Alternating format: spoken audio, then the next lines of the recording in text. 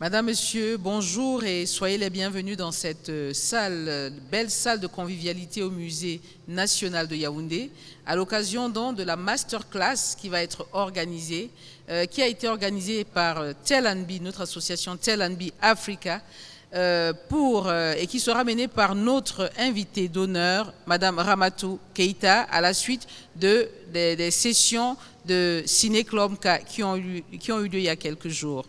Je voudrais donc que vous applaudissiez pour Madame Ramatou Keïta qui a accepté notre invitation. Sois la bienvenue, Ramatou. Merci.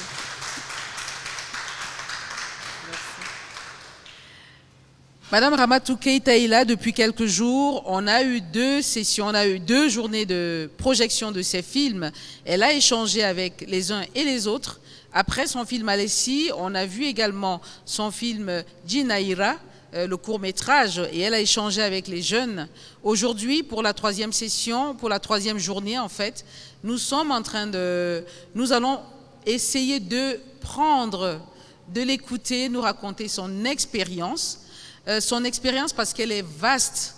Madame Ramatou Keïta, s'il faut que je la présente, ça va être un peu long, mais je vais prendre les principales étapes de son expérience professionnelle dans le monde du cinéma, ce qui nous a donc un peu imposé l'idée qu'elle vienne échanger avec nous son expérience, et elle a accepté. Aujourd'hui, pour la masterclass, elle va nous parler du respect et de l'estime de soi dans nos narrations.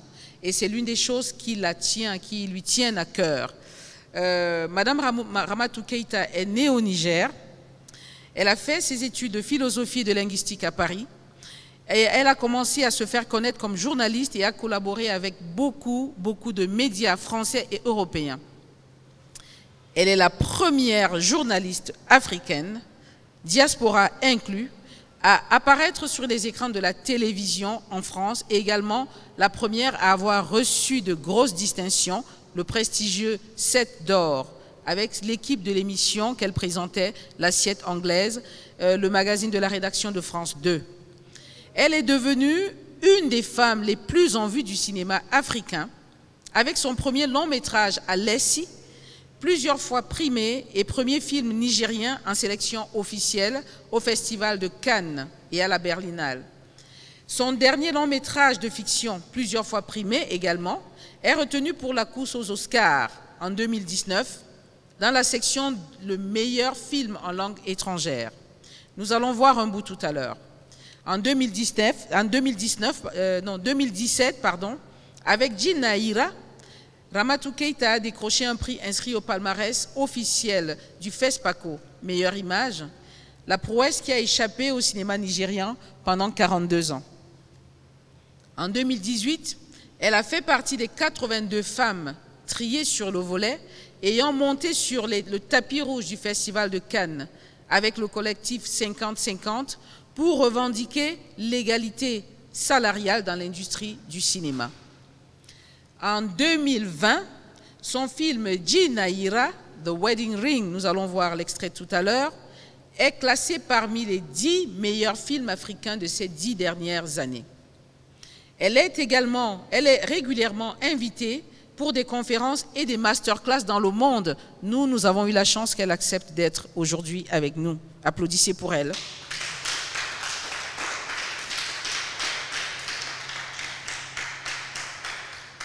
Elle est à Yaoundé aujourd'hui, mais elle a été à Palm Springs International Film Festival, au Schomburg Center à New York, à l'Université des études africaines de Caracas au Venezuela. Elle a été à Kazan, au Tatarstan, Fédération de Russie, à Limpopo University en Afrique du Sud et également au Festival de Cannes. C'est une militante engagée pour l'Afrique. Ramatou Keïta est membre du conseil consultatif de la Fédération panafricaine des cinéastes, FEPACI, dans laquelle elle milite activement auprès de l'Union africaine pour la création du Fonds panafricain pour le cinéma. C'est une femme de cœur et humaniste. Ramatou Keïta s'inscrit dans la dynamique du dialogue entre les cultures et les civilisations. Merci, merci, chère et grande dame, d'être ici avec nous. Merci de l'invitation. C'est un privilège pour nous de t'avoir. On n'a pas tout dit sur toi, Mais déjà avec ça, nous avons beaucoup de chance que tu sois ici pour pouvoir partager un peu de cette expérience avec le public qui est venu t'écouter. Bon, moi, je vais poser la première question. Avec plaisir. Tout à l'heure, elle est là pour vous. Elle est venue échanger avec vous comment nous pouvons user du respect et de l'estime de soi dans nos narrations. Moi, je vais lui poser une première question et quand elle va répondre, on va regarder son court-métrage qu'on avait présenté samedi parce que c'est un bon exemple de ce qu'elle va nous raconter. Et après, vous allez lui poser des questions, elle va vous expliquer ce que vous voulez entendre. Et après, on va regarder le court-métrage, la bande-annonce de son long-métrage qui a été oscarisé. Alors, Ramatou, le respect et l'estime de soi dans nos narrations. Moi, je voudrais savoir pourquoi tu penses que c'est capital que nous puissions user du respect et de l'estime de soi dans nos narrations au cinéma ou ailleurs. Merci beaucoup pour l'invitation. Ça me fait très plaisir d'être là à Yaoundé, qui est une ville que j'aime beaucoup, et d'échanger avec vous. Par rapport à l'estime de soi et au respect de soi-même, c'est-à-dire nous sommes un peuple qui venons de loin.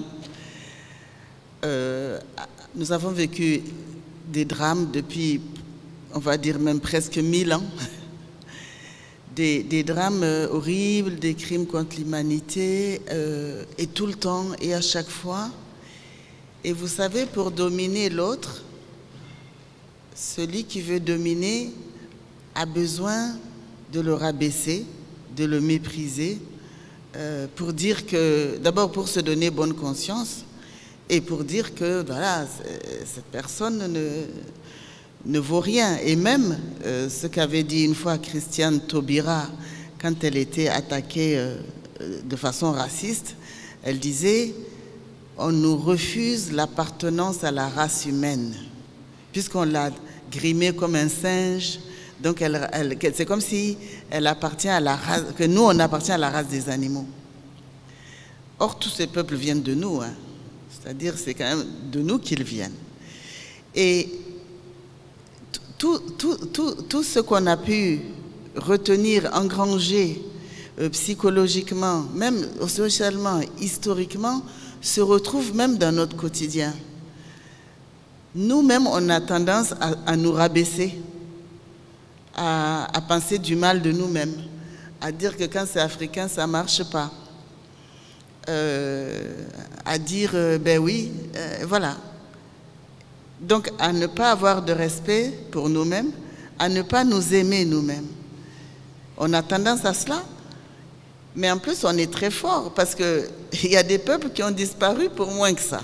Et nous, on survit, on est là, nos cultures fonctionnent toujours, on parle nos langues, nos cuisines, nos pays, on est dirigé par des gens du pays, parce qu'il y a des pays qui ont été envahis depuis des siècles où les dirigeants ne sont plus que les descendants des envahisseurs.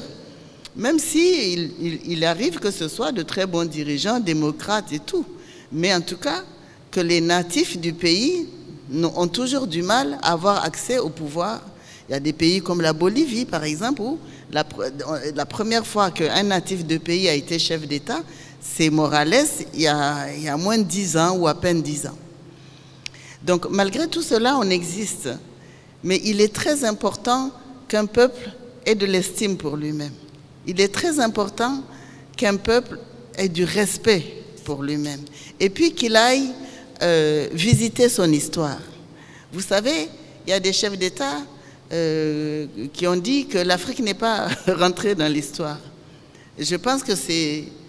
Enfin, il y a particulièrement un chef d'État, je pense que il n'a pas de culture. Voilà. Donc, en plus, ce qu'il y a, c'est que c'est des gens incultes qui viennent nous faire la leçon. Donc, c'est des gens qui n'ont pas de culture. À mon avis, il n'a jamais lu un livre d'histoire. Il ne sait pas ce que c'est il ne sait même pas ce que c'est que l'histoire. Parce que de toute façon, si ce n'est pas le mépris du colonialisme et le mépris de tout ce qui reste de la traite des triangulaires comment on peut dire même qu'un être humain n'est pas rentré dans l'histoire? On est tous dans l'histoire. C'est pas, il n'y a pas... Alors, comme l'Occident veut se mettre en référence, donc c'est-à-dire, tant qu'on ne pense pas comme l'Occident, tant qu'on n'est pas organisé comme l'Occident, tant qu'on ne vit pas comme l'Occident, eh bien, on est ou des barbares, ou des sauvages, ou ce qu'on veut. Et c'est en ça que c'est important de se rencontrer, de se reconnaître, de s'estimer, de voir le fabuleux parcours qu'on a, que ce soit sur le continent et dans la diaspora. Quand vous imaginez ce que ce peuple a vécu dans la diaspora, pendant la traite des esclaves, les violences et qui existent encore aujourd'hui, vous savez, en Europe ou en Amérique, l'extrême droite qui est raciste a le vent en poupe aujourd'hui. Il y a beaucoup de partis européens et américains qui luttent contre ça. Hein. Ils ne sont pas tous racistes hein, non plus. Mais quand vous voyez tout ce que ces gens ont traversé, c'est innommable. Et ils arrivent aujourd'hui à même être élus président des États-Unis. C'est le cas d'Obama. C'est Condoleezza Rice qui était la secrétaire d'État aux affaires étrangères. Le terme n'est pas exact pour les Américains, mais c'est Condoleezza Rice. C'est des gens comme Colin Powell. C'est de grands écrivains. C'est les Chester Himes, c'est Toni Morrison. C'est les plus grands musiciens, que ce soit sur le continent d'ailleurs ou dans la diaspora. En fait, si vous regardez bien, c'est l'Afrique qui modernise le monde. Vous savez, quand on parle des révolutions de mai 68, qui est une vraie rupture dans les histoires occidentales récentes, une vraie rupture, eh bien, s'il n'y avait pas eu les mouvements des droits civiques de Martin Luther King, c'est ça qui influence les petits blancs dans les écoles et tout, qui s'ennuient dans leur famille et qui veulent montrer qu'eux aussi veulent de cette révolte et se mettent à chanter du rock and roll, qui est une musique africaine d'origine, et du blues, qui est une musique africaine d'origine, et aussi se révoltent parce qu'ils veulent vivre autre chose.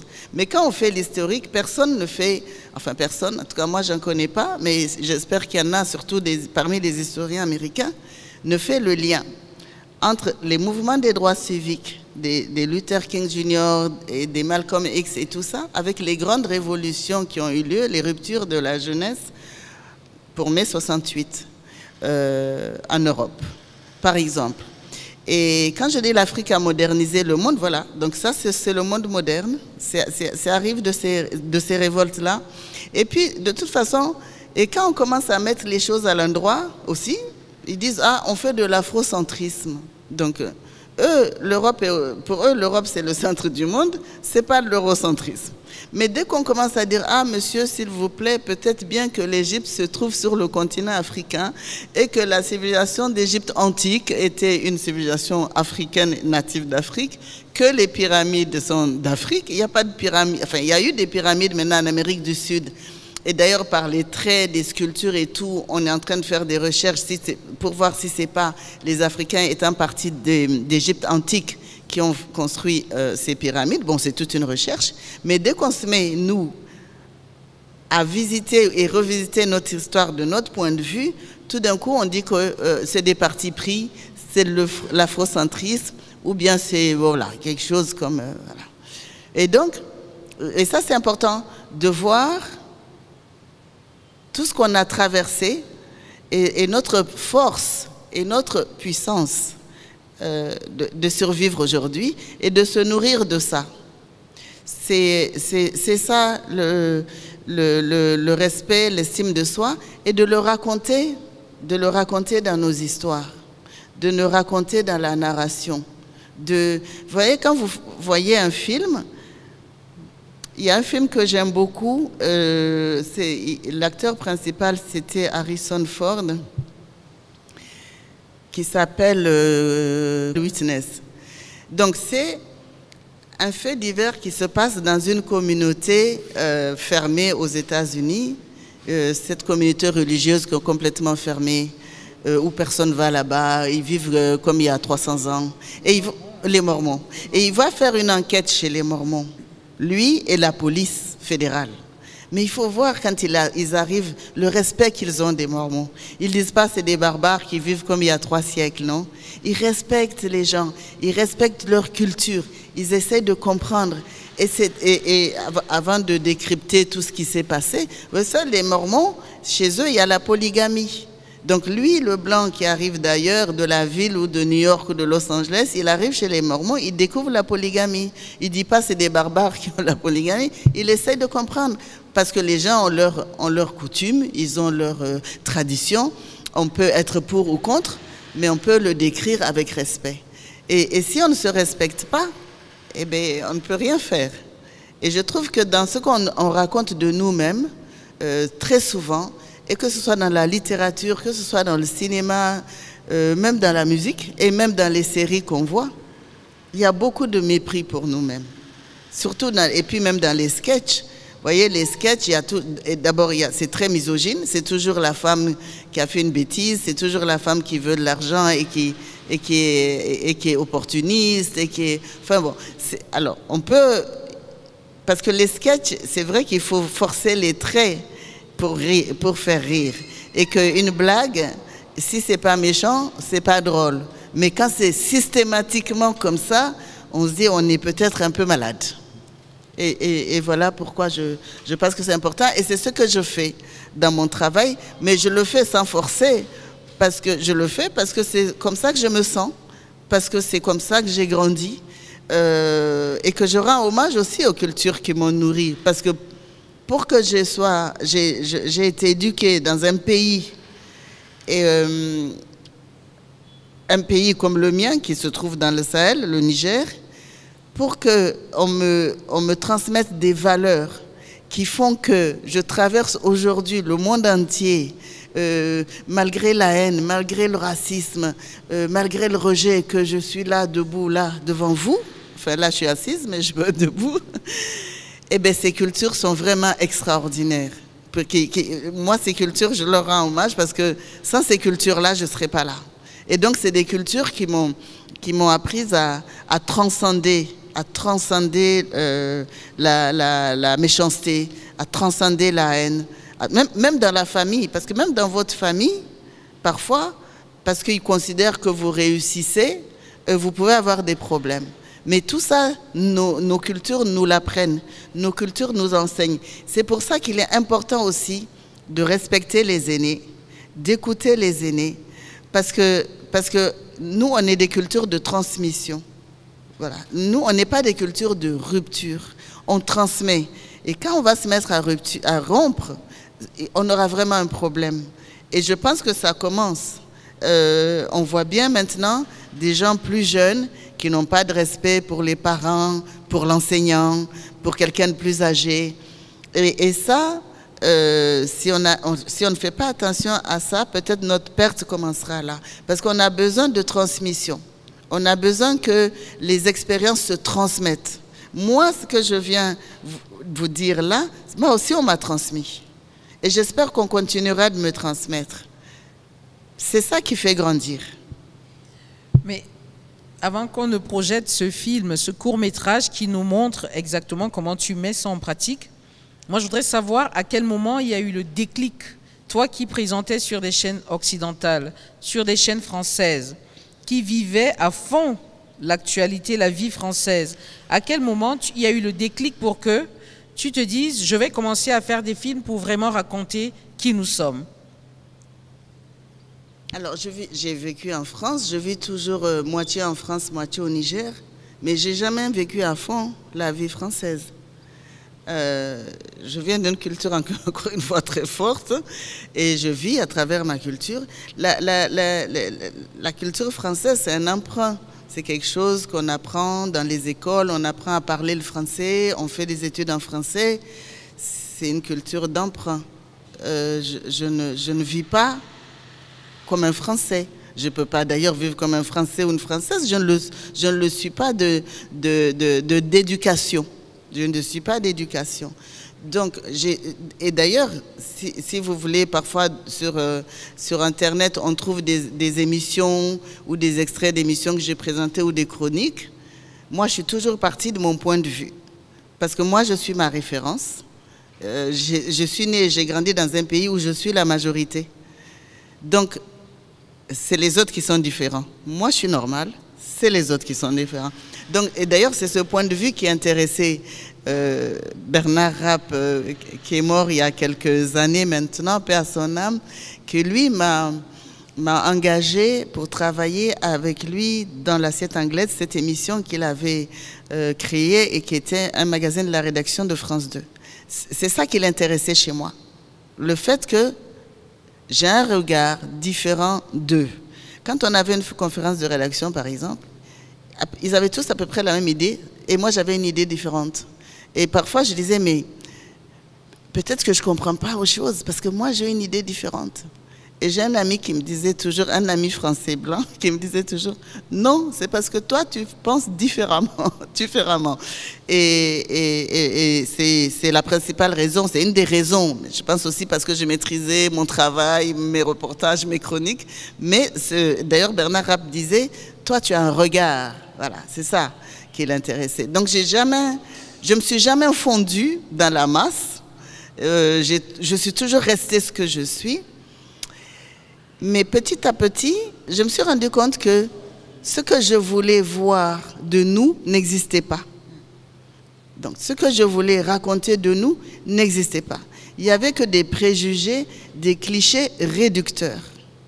Et ce Toni Morrison, prix Nobel de littérature américaine, qui est d'origine africaine, c'est Toni Morrison qui a dit un jour, « Le livre que tu veux lire qui n'est pas écrit, il faut l'écrire. » Et donc, moi j'ai décidé d'écrire ce livre, donc à travers les films, à travers des livres d'ailleurs. Et voilà comment j'ai commencé à dire, mais il y a une partie de nous qui est étouffée, il y a une partie de nous qu'on ne raconte pas, que personne ne raconte. J'ai trouvé personne qui raconte, personne. Alors, il y a Haile Gerima qui est un grand cinéaste d'Éthiopie, qui est peut-être un des plus grands au monde, que nous, on ne connaît même pas, qui fait des films avec ce respect de soi. Djibril Diop Mambéty, qui est du Sénégal, que j'appelle le poète du cinéma, extraordinaire. Il est mort à 53 ans. En plus, quand vous voyez la durée de vie des cinéastes africains, elle est très mignonne, hein. C'est autour de 40 ans. Hein. C'est-à-dire les gens, ils meurent de ne pas pouvoir faire des films. Djibril Diop est mort de ne pas pouvoir faire des films. Omar Ganda, qui est un cinéaste nigérien, son dernier film, il l'a tourné, il allait en montage en France, il est revenu, il s'est couché, il est mort, il avait 45 ans. C'est dur, ils inventent le cinéma dans un continent où il n'y en avait pas, et ils n'ont pas les moyens de les faire. Donc voilà, donc il y en a quelques-uns, mais qui ont en fait ce regard qui moi m'intéresse, Je ne dis pas que les autres ne sont pas intéressants, ils font d'autres choses, mais moi ce regard qui m'intéresse sur nous-mêmes, il y en a quelques-uns bien sûr, et c'est ça, c'est-à-dire un jour je me suis dit, mais il faut que je raconte nos histoires de mon point de vue, parce que mon point de vue, il compte. Et quand d'ailleurs je décide de faire un film sur les pionniers du cinéma nigérien, que je découvre que d'ailleurs c'est les pionniers du cinéma africain en général, d'abord personne ne le savait, parce que ça faisait 20 ou 30 ans qu'on ne faisait plus de films. On avait disparu, donc on n'existait pas. Mais je vois que ça n'intéresse personne. Ça n'intéresse déjà pas l'Afrique, puisque nos histoires ne nous intéressent pas. Et c'est ça aussi le drame. Ça commence à changer. Et ça n'intéresse pas non plus l'Occident, parce que de toute façon, nos histoires, c'est sont les nôtres. Voilà, c'est les nôtres, et puis c'est une partie de nos histoires qui ne les intéresse pas. Alors, à force de travail, de négociations et tout, j'ai fini quand même par avoir un fonds de l'Union européenne et un fonds de la francophonie, qui est ça, ça c'est un assemblage de plusieurs pays, c'est pas seulement un pays. Et donc, ces fonds qui m'ont permis de faire le film, mais ça a duré 8 ans de négociations, de devoir convaincre et tout ça.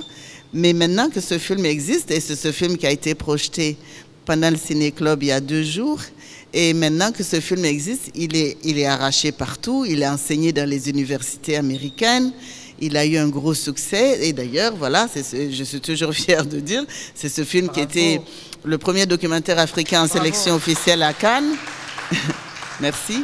Le premier documentaire en sélection officielle à Cannes, le premier film nigérien en sélection officielle à Cannes et à Berlinale, qui a eu beaucoup de prix, et je parle de ces festivals, parce que c'est les plus grands festivals du monde, qui sont les plus fermés pour ce qui est international. Ils prennent une vingtaine de films. Donc vous vous imaginez quand vous êtes dedans, voilà.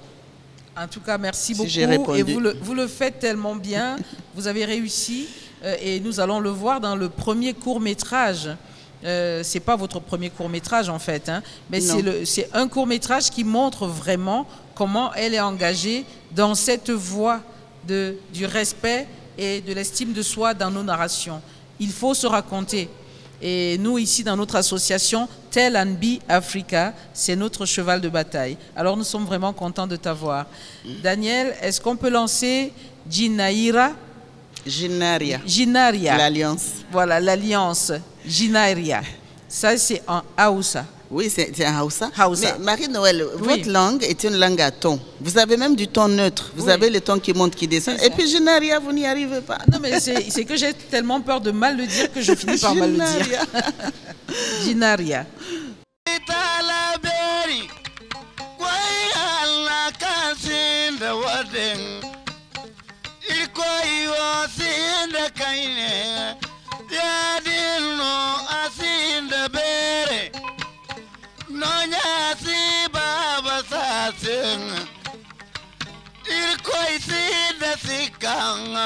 Adami dai kaba da sika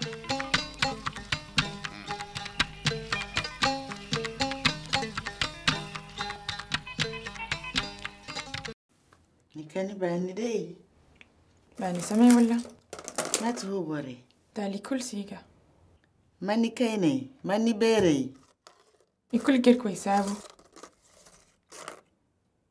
mani go naru inaru no o iko itile tilber bumbu iko farera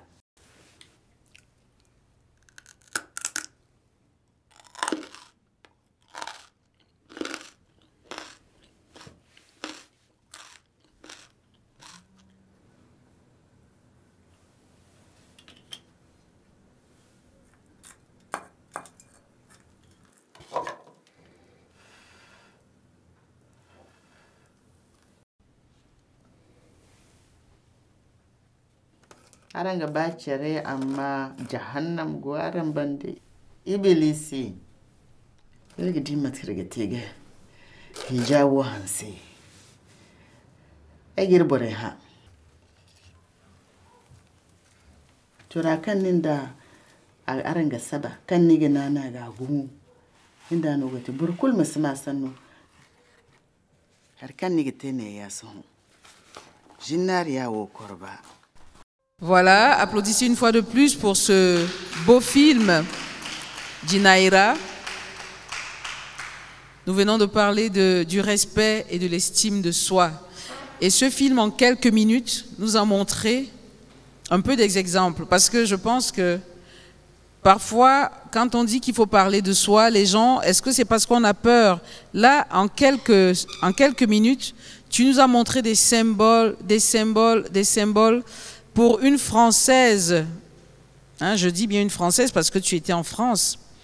Comment tu as fait pour garder intactes les choses aussi fortes de ton enfance, même si tu faisais la navette? Nous tous on vit ces choses-là, mais je le parle un peu devant les autres. Hein. Est-ce que c'est facile de pouvoir garder cela? Comment on cultive? Comment on fait pour garder ces trésors de soi-même, pour pouvoir le raconter aux gens? D'abord, on n'a pas la même évolution historique par rapport à la colonisation.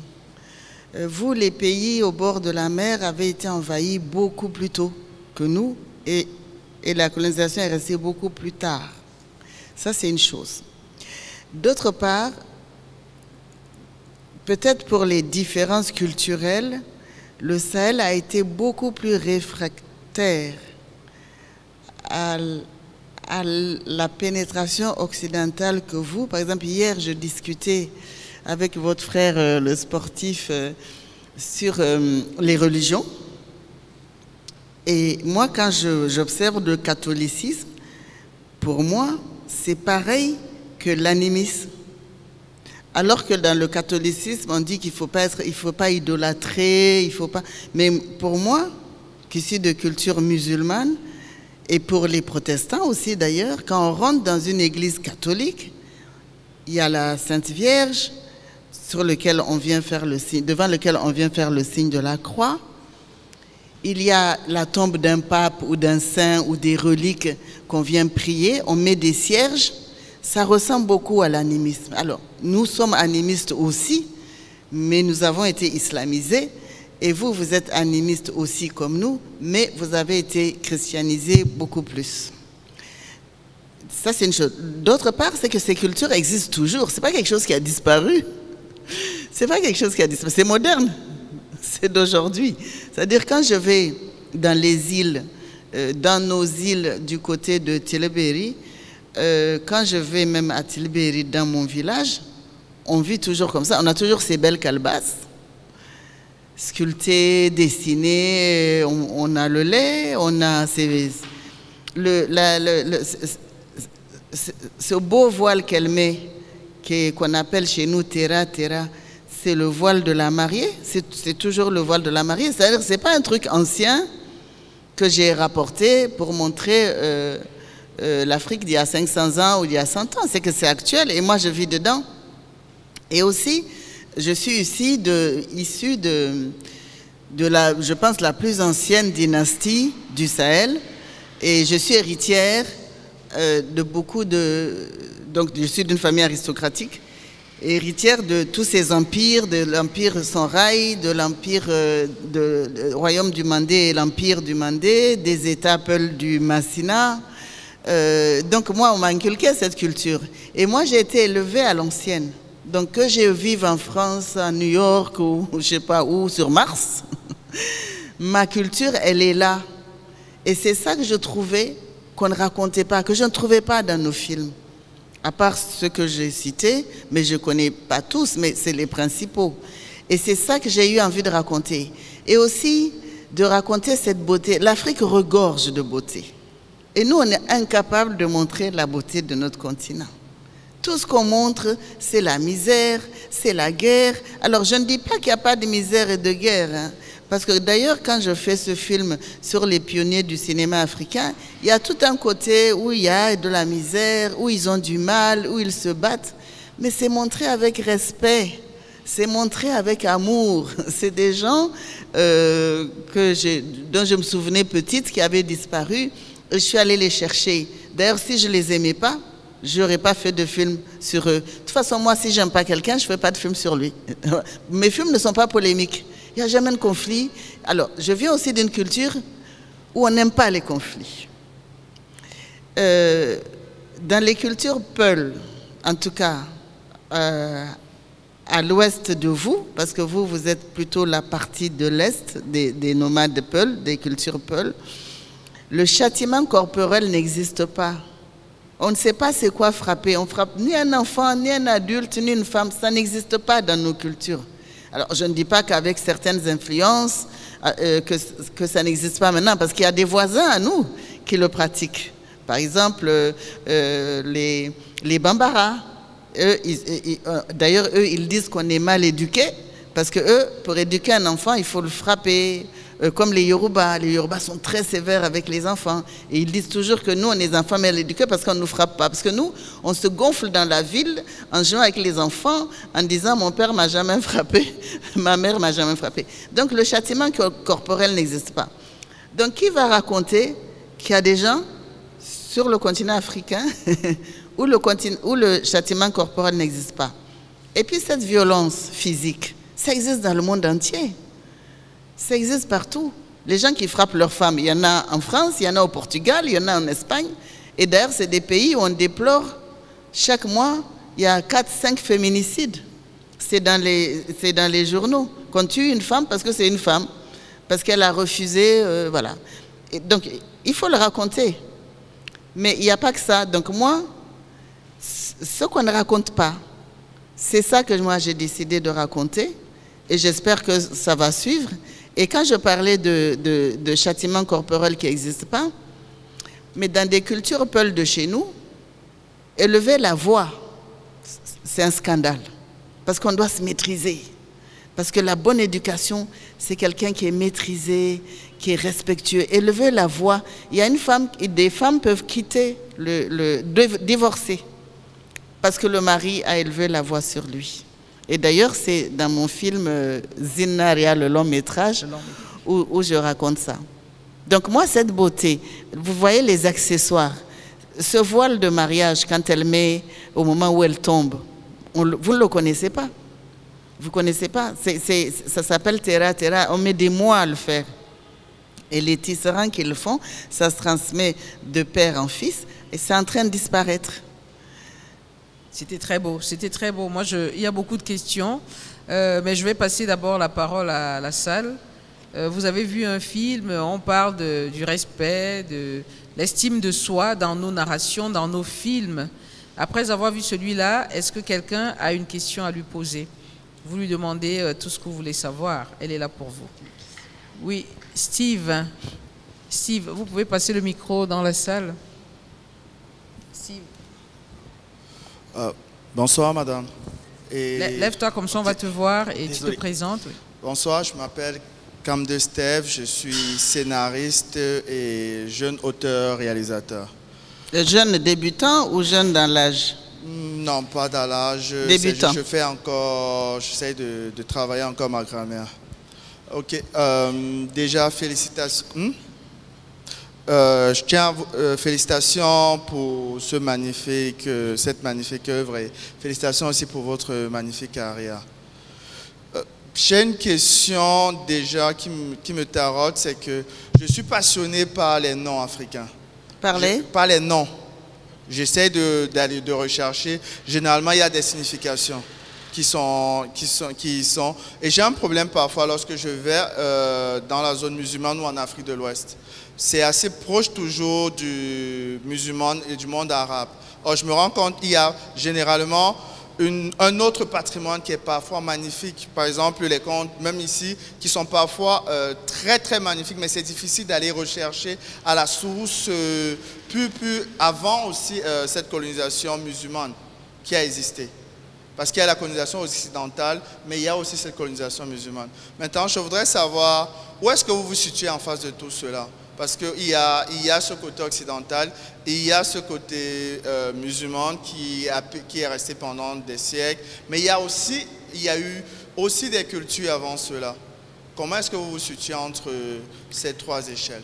Mais justement, avant l'islam et l'Occident, on existait quand même. Et on existe encore. Mais on ne peut pas faire fi de ce qui a été imposé, des apports. On ne peut pas faire comme si ça n'existait pas, parce que c'est là. Souvent, ça fait des dégâts, mais c'est là, et on a su négocier avec.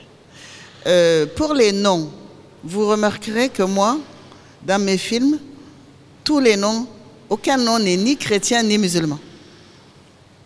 Aucun. Parce que d'abord, dans la famille de ma mère surtout, mais aussi de mon père, beaucoup, ils ont des noms qui ne sont pas musulmans. Et puis, ils ont des noms musulmans, comme les noms composés, là, vous savez. Voilà, parce qu'ils ont été baptisés à l'islam, donc ils ont le nom musulman, mais ils ont des noms qui ne sont pas musulmans. Et ces noms aussi, si on ne fait pas attention, ils vont disparaître. Et souvent, c'est même des poèmes, ces noms. Hein? C'est des noms comme on trouve chez les natifs indiens d'Amérique, mais en Afrique centrale aussi. D'ailleurs, une parenthèse, quand Mobutu a apporté l'authenticité, Mobutu, l'ancien chef d'État du Zaïre, qui était maréchal, qui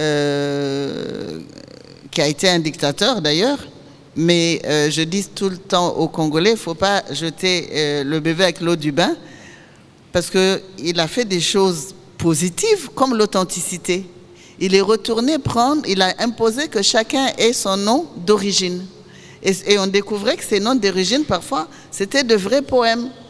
C'est-à-dire, c'était ou le poisson qui nage entre deux eaux, ou le buffle qui n'a pas peur du lion. Enfin, c'est des noms comme ça. Comme Danse avec le loup, ce film américain, où voilà, les noms ont un sens. Et donc, nous aussi, on a ça. Et puis, je trouve que c'est des jolis noms qui ne doivent pas disparaître. Maintenant, nos noms musulmans sont, sont digérés par nos cultures. C'est-à-dire, on les prononce pas de la façon des Arabes. On a notre propre prononciation et on les a adaptés. Et l'autre chose, c'est que l'islam, chez nous, n'a pas été une colonisation. C'était une religion imposée ou même pris, ou même qui a été prise, parce que quand vous voyez les djihad de El Hajj Omar Tal est du Fouta Toro, il n'est pas un arabe du Proche-Orient. Il est allé à la Mecque, il s'est islamisé, et il est venu islamiser chez lui. Mais ça s'est arrêté au domaine de la religion. Et jusqu'à présent, c'est au domaine de la religion. Mais aussi, il y a un glissement avec les extrémismes. On ne sait pas ce que ça va donner, parce qu'il y a beaucoup de conflits autour de ça, de conflits entre ces extrémistes islamiques et la chrétienté. En fait, l'islam et les chrétiens font la guerre depuis plus de 1000 ans et nous sommes au milieu victimes de ça. C'est les mêmes guerres. Quand il y a eu les conflits en Afghanistan et tout ça, et puis même après la destruction des 2 tours, le président d'Amérique du Nord de l'époque a dit c'est des croisades. Il a parlé de croisades. Il a parlé de guerre de religion et de civilisation. Donc ils en sont là, eux. Et ce serait bien que nous, on trouve à sortir de là, parce que nous, ce n'est pas nos guerres. Ce n'est pas nos guerres. Donc, moi, je me positionne où? Moi, je me positionne, encore une fois, dans les 3 cultures qui m'ont éduqué, qui sont les cultures Peul, Songhai et Hausa. C'est les cultures dominantes au Niger et c'est les cultures de mes parents. C'est ces cultures qui m'ont éduqué. Et donc, moi, je me positionne dans ces cultures et c'est ce que je montre. Et juste pour parler des accessoires aussi, voyez comment c'est joli une calebasse. Alors que quand on dit calebasse, on parle de quelque chose, on pense à négatif, on pense à sorcellerie, parce qu'ici on fait des médicaments, peut-être des gris-gris dans les calebasses. On pense que c'est le village, parce qu'on méprise le village. Vous imaginez, si on commence à mépriser le village, mais nous on vient d'où? Les grandes villes d'aujourd'hui dans nos pays, c'est des villes qui ont été construites bien après notre histoire. On a eu des anciennes cités comme Gao, Tombouctou, comme Agadez, ce qui sont des cités de l'Empire Songhai, des architectes de l'Empire Songhai. Il y a eu les cités de l'Empire du Ghana, comme Tchingiti, qui est dans l'actuelle Mauritanie, mais c'est une ville soninké. Et puis d'autres villes, on a des villes qui ont 1000 ans. On a eu des grandes cités. Et puis on a aussi une paysannerie, des gens dans les villages qui ont des cultures extraordinaires, avec qui on peut s'enrichir. Et nous, on se met à les mépriser en disant ça c'est le village, c'est un villageois. Ça c'est un villageois, c'est un paysan. Avec mépris, c'est péjoratif. Donc si on les méprise, nous, on devient quoi? On perd tout ça. Merci beaucoup. Et une autre question encore. Ok, Steve veut poser une deuxième question. J'ai cru voir aussi une certaine beauté parce qu'il y avait ces symboles qui ont été mis et après, il y a eu ces symboles qui étaient mis en place et après on a eu l'impression de ce feu. C'était comme une mise en garde avec ce feu qui passe à la fin et on se dit peut-être c'est comme un message de dire ça peut aller au feu, entre autres. Et je me posais aussi cette question, est-ce que lorsque vous mettez ces symboles, parce qu'il y avait une telle harmonie, est-ce que vous vous inspirez de certains rituels? Est-ce que lorsque vous essayez de les disposer, vous pensez à des rituels qui vous ont marqué et que vous essayez de mettre une harmonie autour de ça? Bien, le feu, parce que c'est une histoire d'amour, moi j'ai mis le feu pour montrer la braise, la passion. C'est pour ça qu'il y a le feu qui brûle dans le cœur de celui qui est amoureux, en général. Hein? C'est l'image, c'est ça le feu. Et puis le petit instrument où on met l'encens, on appelle ça Dougou Chambu en sonrail. C'est très joli avec les trous.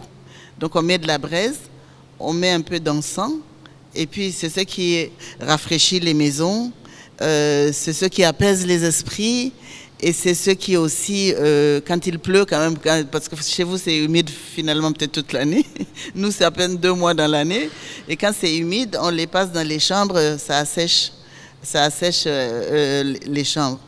Et voilà, donc c'est de notre quotidien.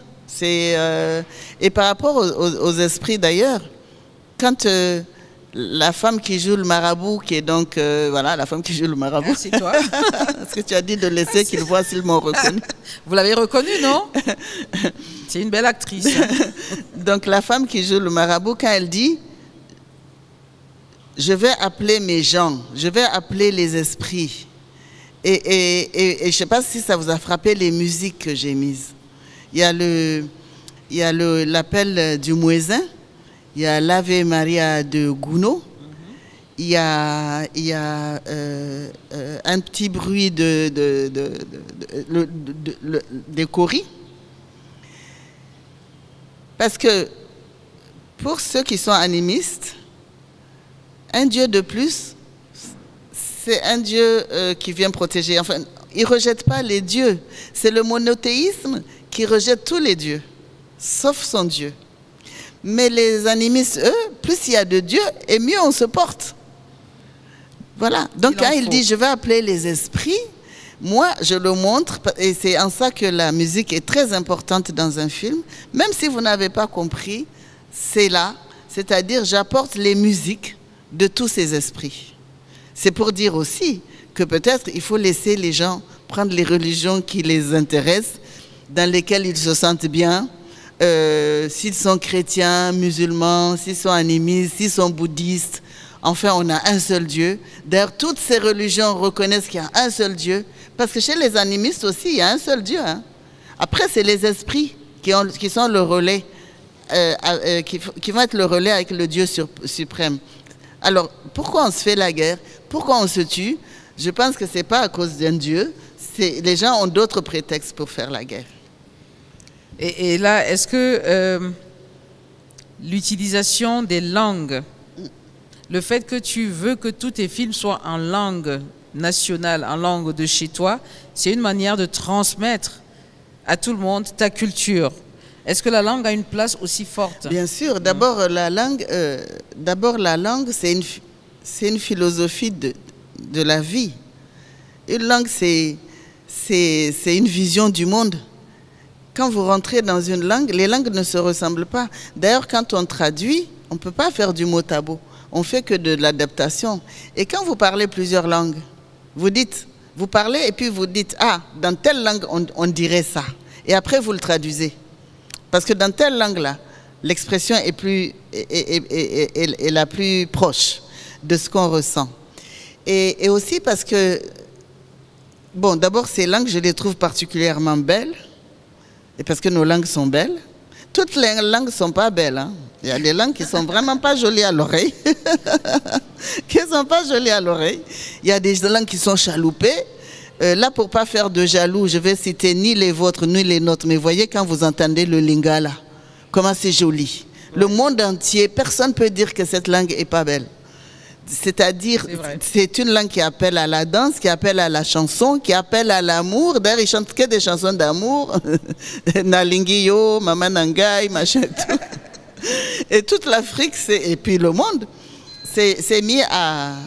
Donc, c'est mis à chalouper hein, sur ces musiques-là. Donc, il y a des langues qui sont belles, il y a des langues qui ne sont pas forcément belles. Moi, ces langues-là, en tout cas, je les trouve très belles. Et puis, dans ce film, ce qui s'est passé, c'est que chaque actrice avait du mal à prononcer le dialogue correctement en sonrail. J'avais décidé que ce serait en sonrail. C'est comme quand Marino n'arrive pas à dire Genaria. Donc, voilà. Donc, alors j'ai dit, ben, chacune n'a qu'à parler sa langue. Donc, la jeune fille amoureuse, elle parle en sonrail. La coiffeuse, elle est du Burkina Faso, elle est moussi, elle parle en moré. La copine qui vient l'aider à faire le rituel pour casser le sort, elle est sénégalaise, elle parlait en wolof. Et puis la servante parlait en sonrail. Et alors dans mes films, il y a toujours des servantes. Parce que moi, j'ai grandi avec des servantes. Voilà. Donc je montre qu'il y a des familles, il y a du tout, qu'il y a des familles aristocratiques, que même si on n'est pas riche, dans notre culture, on a des gens qui nous servent. Et d'ailleurs, qui font partie de la famille. Ça aussi, c'est quelque chose à raconter une autre fois. Parce que chez nous, servante, c'est pas comme servante dans certains pays où on maltraite, l'aristocratie maltraite les gens qui servent ou les subalternes et tout. Non, chez nous, la servante, elle fait partie de la famille, mais elle a son rang de servante. Elle fait partie de la famille. Et en général aussi, dans ces familles aristocratiques du Sahel, comme l'aristocratie, ça se transmet de famille en famille. Comme les griots. Donc, il y avait un griot, c'était samedi matin. Oui, à la deuxième journée de ciné pour les enfants, oui, qui est arrivé, et pendant que je parlais, tout d'un coup, il s'est mis à crier, à chanter la généalogie de ma famille. Et il expliquait à ceux qui étaient là, qui pouvaient ne pas comprendre, que lui, il est un griot. Et que le griot, il détient le livre de ma famille, il détient le livre de l'histoire, et qu'il est comme un journaliste d'aujourd'hui, c'est-à-dire c'est à lui de raconter et de rendre compte de notre histoire. Mais, et moi, je voudrais savoir une chose avant que je vous repasse la parole. Tes films ont gagné des prix. Nous faisons beaucoup de films. Hein. Chaque jour, on nous dit qu'il y a de nouveaux films. Les salles se remplissent parfois ici ou pas du tout. Ces films-là ne vont pas très loin, pas dans les meilleurs milieux du cinéma du monde. Mais toi, tu as fait des films qui sont très culturels. Est-ce que tu penses que c'est parce que tes films racontent vraiment votre identité de Nigérien, de Peul, que maintenant, ils arrivent à atteindre les cimes? Parce que tous tes films ont été dans les grands milieux. Les très, très grands. Qu'est-ce qu'on peut dire aux gens qui font des films? Parce que nous, on a tendance à faire des films en français, en anglais. On a l'impression que raconter, parce que je parle en camerounaise, le Cameroun est riche, une diversité de cultures, mais nos films sont en français ou en anglais. À quelques rares fois, moi-même, je mets souvent nos langues nationales, un peu de temps en temps.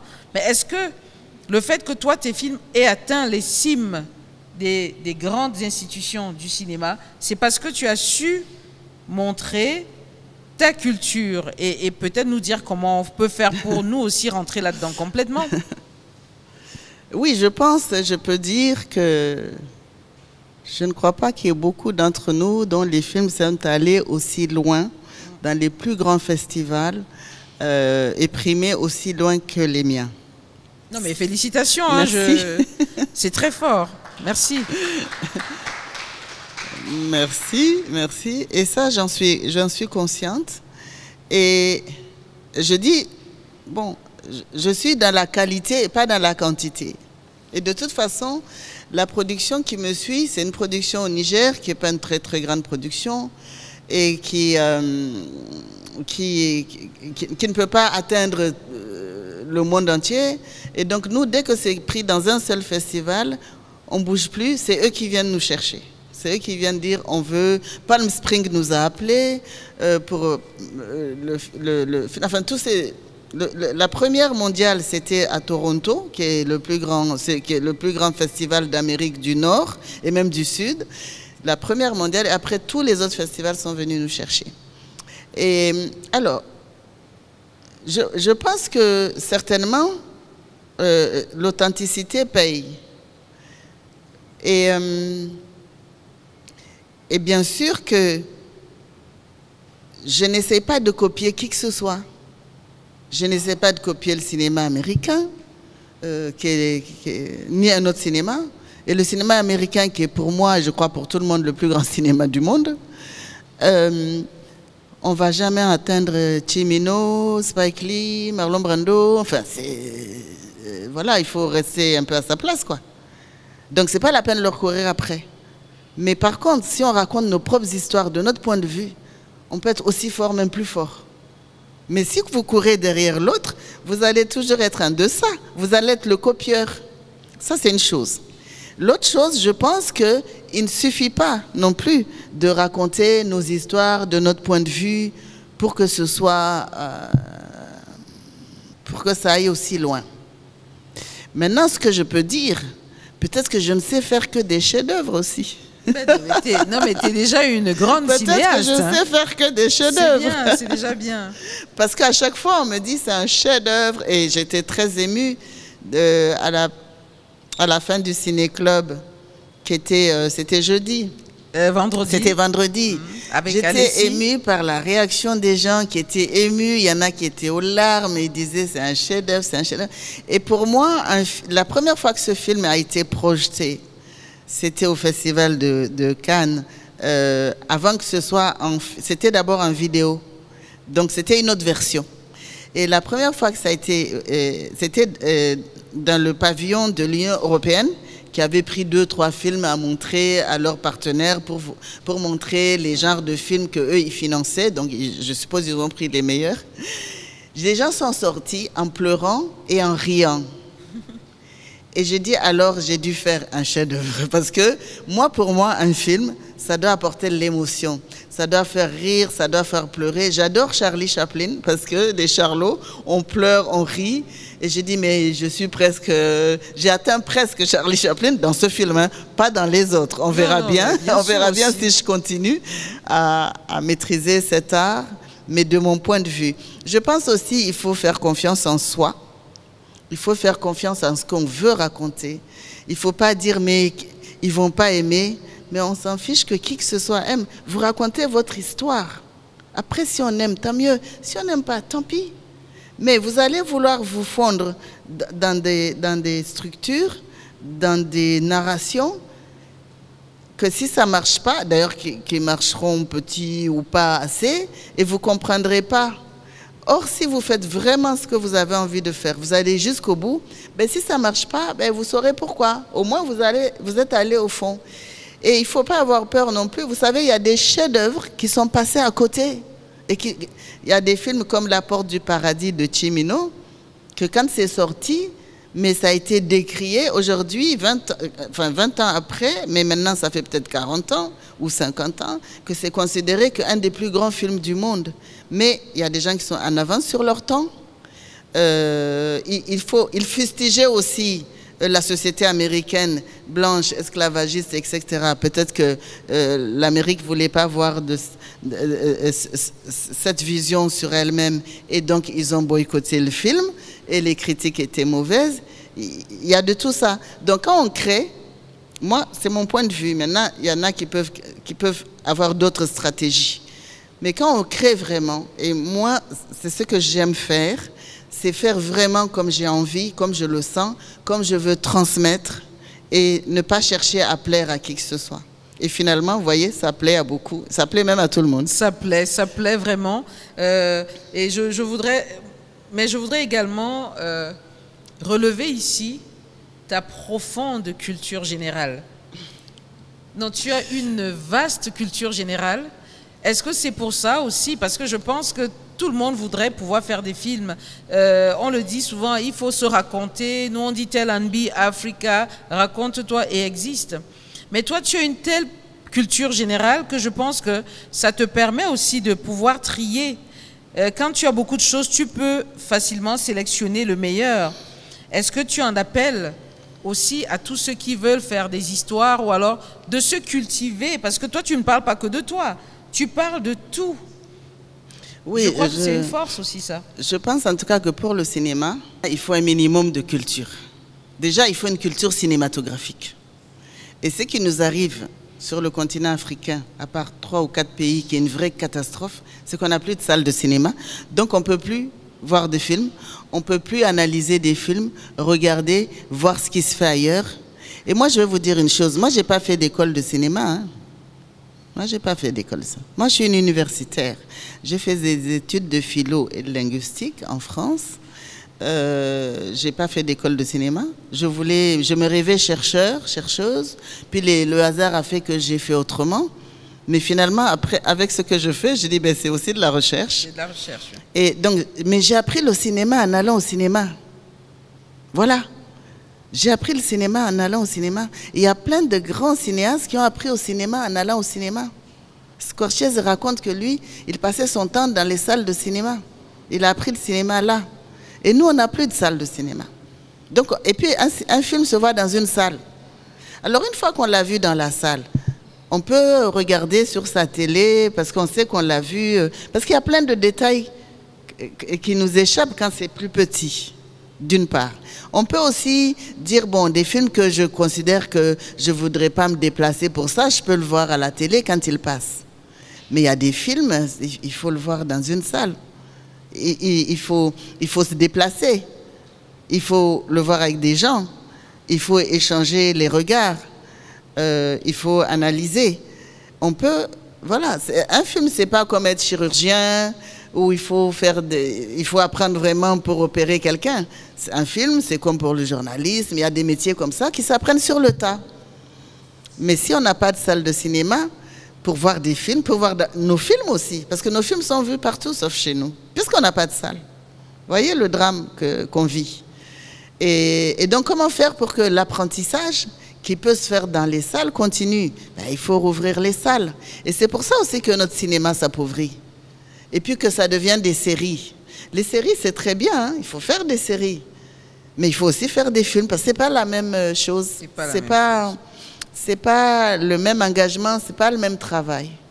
Donc c'est important de se cultiver, il faut un minimum de culture, il faut lire les livres des cinéastes, il faut lire les livres en général, il faut connaître l'histoire. Parce que pour que je raconte nos histoires, il faut que j'ai connu...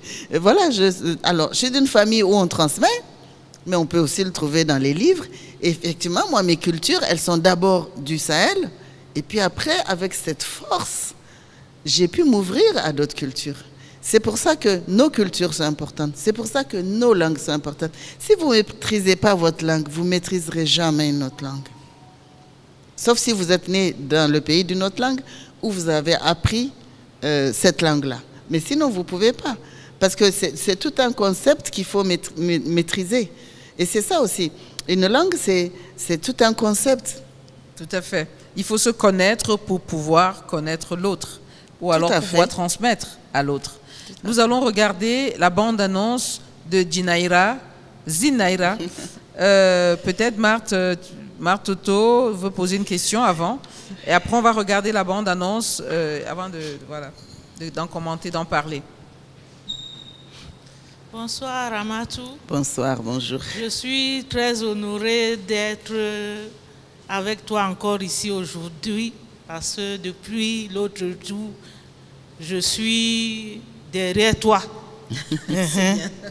Et merci. Vraiment, c'est avec plaisir que je prends encore la parole ici aujourd'hui. Vous êtes une bibliothèque vivante du cinéma africain. Applaudissez, ouais. On n'a pas souvent la chance d'avoir une bibliothèque. Je déplore vraiment que beaucoup de nos acteurs de cinéma et etc. ne soient pas là pour bénéficier de tout ce que vous êtes en train de nous apporter là aujourd'hui. Moi, ma question va se porter sur le film que nous venons de voir. Vraiment, j'aime ce film et je vois que ça cadre vraiment avec le thème de cette masterclass. Le respect de soi, comment raconter nos narrations dans les films et tout. Il y a la beauté, la grâce avec laquelle vous jouez. Je vais poser une question. Est-ce que, après ça, là, vous n'avez, en tant que femme, laissons le côté réalisatrice de côté, vous n'avez pas eu de problème dans votre pays, au Niger? Moi, j'aime ça parce que j'ai adoré. Pourquoi? La scène de...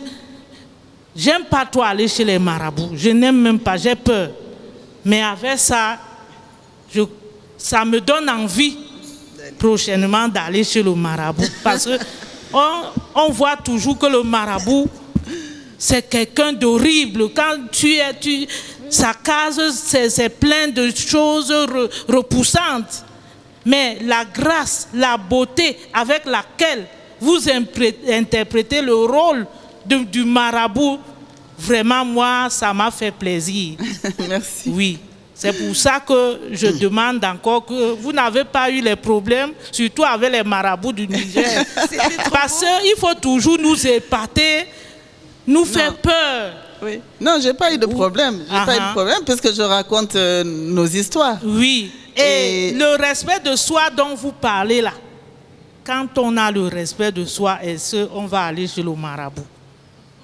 C'est ça ma question. D'abord, quand on a le respect de soi, les autres vous respectent. Déjà. Et non, je n'ai pas eu de problème puisque chez nous, il y a le zimma, donc celui qui regarde dans les coris. Il y a le marabout qui est beaucoup plus musulman, qui fait les prières et tout ça, mais avec quand même des teintes d'animisme, parce que le marabout, il fait des écritures, il les lave dans l'eau, il fait boire pour protéger des esprits. Donc ça devient, cette eau qu'on lave, ça devient comme de l'animisme. Ou bien les amulettes, on fait des prières, on écrit, on met des allumettes, on ferme pour porter, pour se protéger. Ça existe dans tout le continent africain, ça existe au Maroc, en Algérie, au Sénégal, voilà, dans ces pays musulmans.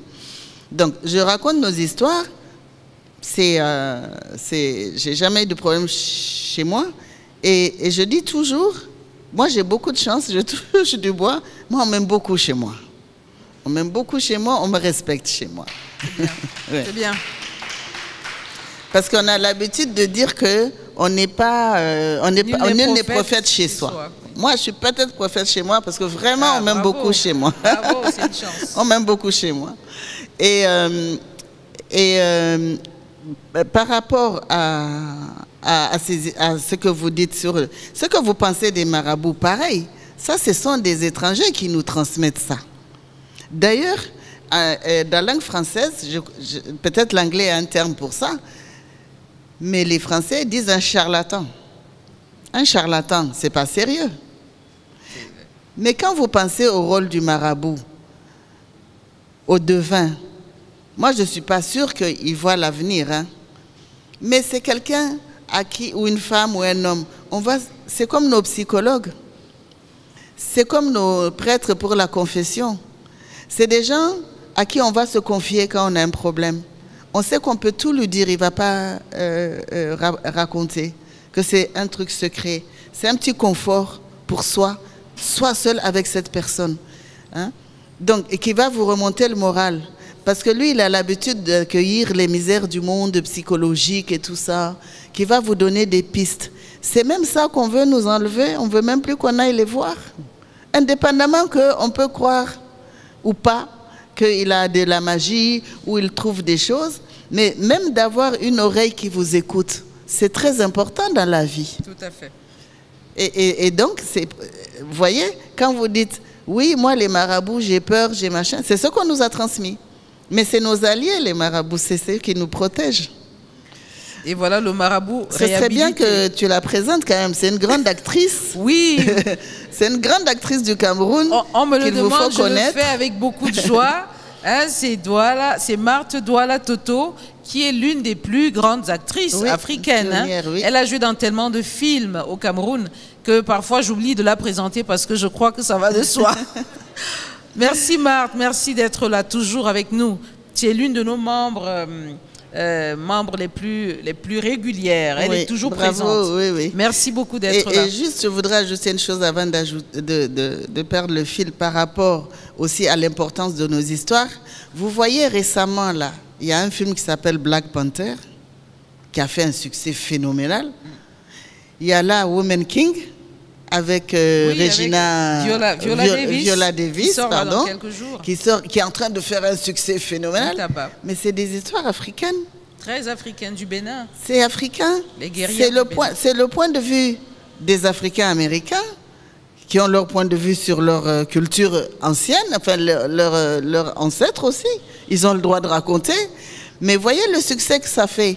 Mais ça part du point de vue africain, ça raconte une histoire africaine et ça valorise les cultures africaines, les costumes, la façon de parler, la recherche de l'harmonie, les mouvements comment dire, ceux qui se sont, et les femmes surtout, qui se sont battues contre les pénétrations guerrières, contre les invasions. C'est positif. Et on a aussi des choses positives. Donc, merci à eux de raconter ces histoires, mais c'est pour vous dire à quel point de se respecter, d'aller au bout de soi, de raconter ces histoires. Ils n'ont pas honte qu'on dise oui, il n'y a jamais eu de femmes héroïnes en Afrique. Il n'y a eu que ça. Et même nous, on ne le sait pas. Il n'y a eu que des femmes héroïnes en Afrique. Merci beaucoup. Nous allons passer la parole, avant de regarder la bande-annonce, passer la parole à Ludivine Mbili de l'ambassade du Niger à Yaoundé. À toi, Ludivine. Bonsoir à toute l'assistance. Bonjour. Alors, j'interviens tout à l'heure suite à ce qu'a dit Madame Toto au sujet des marabouts. Alors, je voudrais qu'on revienne sur le fait que moi, j'ai toujours pensé que les sociétés africaines en général, nous vivons sous une forme de dualisme culturel dû au fait qu'effectivement, nous avons été colonisés. Ça fait que nous avons deux cultures qui se mêlent tout le temps. Effectivement, la notion de marabout est très péjorative et c'est même très actuel, surtout chez les chrétiens, parce que en civilisation musulmane, ça fait partie peut-être de l'organisation structurelle, je ne sais pas moi, mais chez nous ici, les chrétiens généralement, le marabout est très mal vu. Et cela vient du fait que la nouvelle civilisation, la nouvelle culture qui arrive et qui vient vous déconnecter, je vais dire ainsi, vous déconnecter de ce que vous avez comme source, comme racine, comme connaissance. Parce que quand on dit nous avons découvert un peuple qui est acéphale, mais c'est trop fort. Ça veut dire qu'il n'y a même pas d'organisation, ça veut dire qu'il n'y a même pas de réflexion, il n'y a même pas de référentiel, il n'y a rien du tout. Alors, nous venons vous apprendre comment les choses se font. Et on vous fait comprendre qu'un marabout, c'est quelqu'un qui fait du mal, c'est quelqu'un qui va venir vous duper. Effectivement, peut-être avec l'arrivée du modernisme, nous avons vu des charlatans qui voulaient maintenant jouer les rôles des marabouts. Et puis, ça va dans tous les sens. Le marabout, c'est quelque chose de mauvais. Donc, moi, personnellement, je suis née à Yaoundé, mais j'ai été éduquée à l'ancienne. Donc, quand j'arrive dans mon village, tout le monde a l'impression que je suis née et grandie au village parce que pour moi, ces valeurs étaient très fortes. Elles étaient très fortes et elles m'aident à affronter le monde aujourd'hui.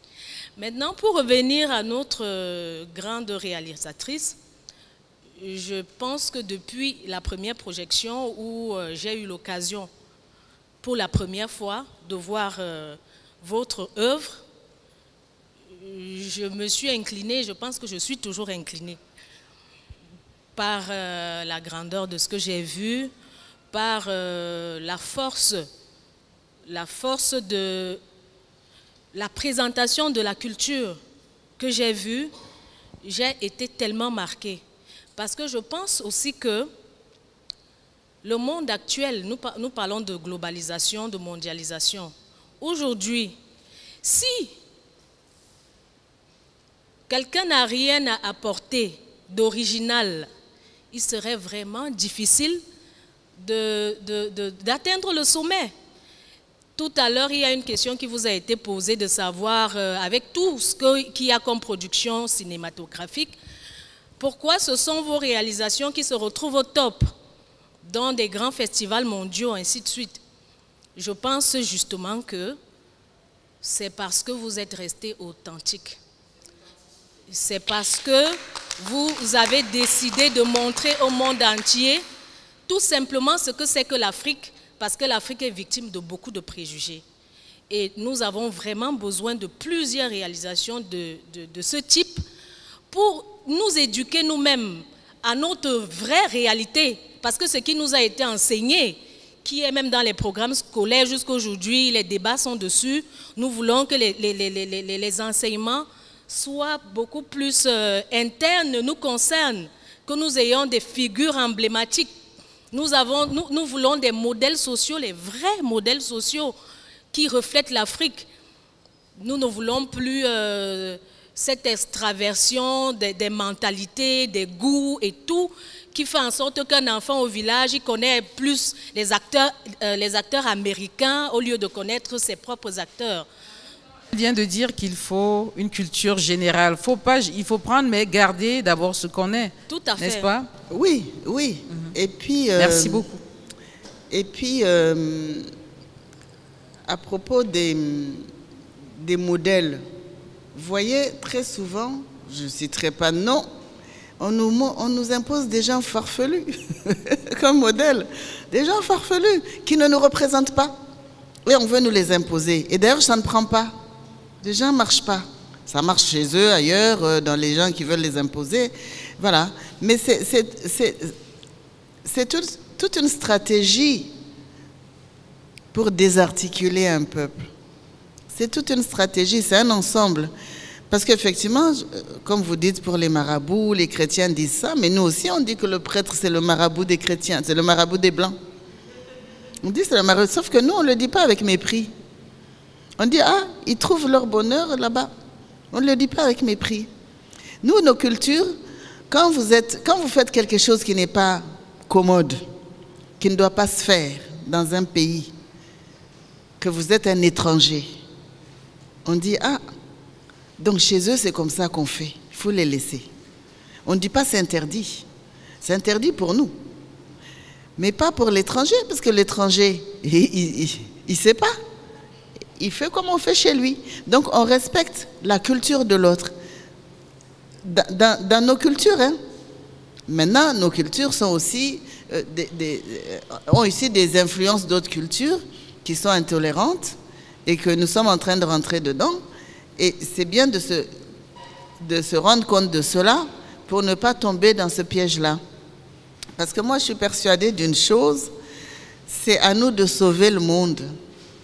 Le monde va droit dans le mur. Et l'Occident, qui domine le monde, qui a porté son modèle au monde, va droit dans le mur. Et c'est à nous d'aider ces gens-là à sortir de ce tunnel dans lequel ils sont rentrés. Parce que nos cultures permettent cela. Nos cultures respectent les autres, ont d'autres façons de voir le monde, et nos cultures respectent cela. Et parfois, je me dis, mais s'ils détruisent nos cultures, mais qui va sauver le monde? C'est à nous de sauver le monde. Et aussi, quand je dis l'Afrique regorge de beauté, et que je m'attache beaucoup à la beauté, c'est aussi, je suis persuadée d'une chose, c'est la beauté qui sauvera le monde. C'est ni la méchanceté, ni la haine, ni la guerre qui sauvera le monde. C'est la beauté. Parce que pour cultiver la beauté, il faut avoir beaucoup de beauté en soi. Voilà. Il faut s'aimer déjà. Il faut s'aimer. Il faut s'aimer, il faut se respecter. Et un des plus grands écrivains russes, Dostoïevski, dans son livre L'Idiot, où il y a un prince, il fait dire au prince que c'est la beauté qui sauvera le monde. Et ça, je suis convaincue de ça. C'est la beauté. Alors, où on va cultiver notre beauté qu'on a déjà et qu'on ne veut pas perdre, où on le perd, à ce moment-là, il n'y aura personne pour sauver le monde. Merci beaucoup. Je crois qu'il faut s'aimer pour pouvoir être fort et donc pour pouvoir se vendre et se donner à l'autre. Nous allons regarder la bande-annonce et puis on prendra 2 autres petites questions avant de terminer.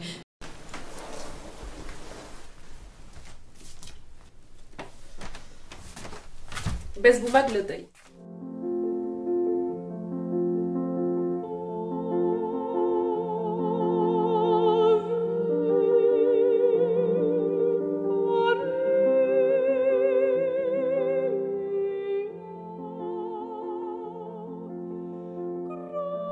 Ina abotare.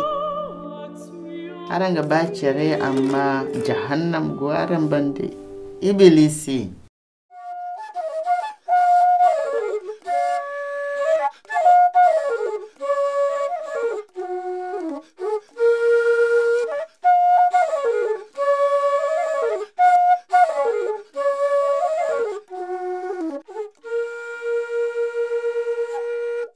Alors, c'est la première fois qu'un film nigérien est retenu pour la compétition aux Oscars Best Foreign Language. Best Foreign Language.